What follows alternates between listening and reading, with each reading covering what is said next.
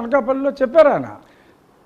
ఇప్పుడు మీ ముందు అంతకంటే ఏం చెప్తారు? చిడతలు పట్టుకుని కొడతా కూర్చుంటారా? ఇప్పుడు మీ ముందు ఒకవేళ గెలిస్తే అంతకంటే ఏం పొగుడతారు? బ్రహ్మాండంగా పొగిడారు. గెలిస్తే చాలా ఛాలెంజెస్ గెలిస్తే అన్నది పక్కన పెట్టండి. అట్లా కాదు, ఎలక్షన్ అయిపోయింది, we have won the battle. Okay, అది మీరు పార్టీగా రాజకీయ నాయకుడిగా అనొచ్చు, నేను ఫలితాలు వచ్చేదాకా నేనేం అనలేను కదా. సో ఇవాళ రేపు పొద్దున్న గెలిచిన తర్వాత మీకేమి బంగారు పళ్ళాలు లేవు, అక్కడ బంగారు పళ్ళాలు ఏం లేవు, ఖజానాలకు కన్నాలు ఉన్నాయి, నల్లేరు మీద నడకేం కాదు, అంత ఈజీగా ఏం లేదు వ్యవహారం. అలాగే ఏ కండిషన్ లేకుండా పొత్తుకెళ్లారని మీ మీద కోపంగా ఉన్నారు.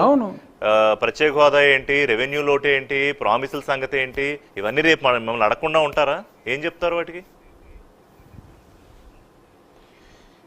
ఎవరికి కూడా జీవితం వడ్డించని విస్తరి కాదు. డెఫినెట్గా ఇటువంటి క్లిష్ట పరిస్థితుల్లోనే మనకు ఒక మంచి నాయకుడు ఉండాలి.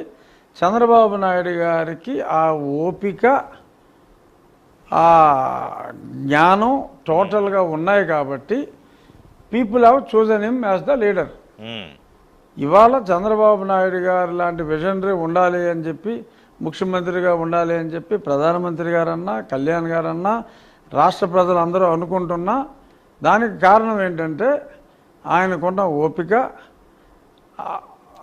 కన్సిస్టెన్సీ, ఆ పర్సీవరెన్స్, ఏదన్నా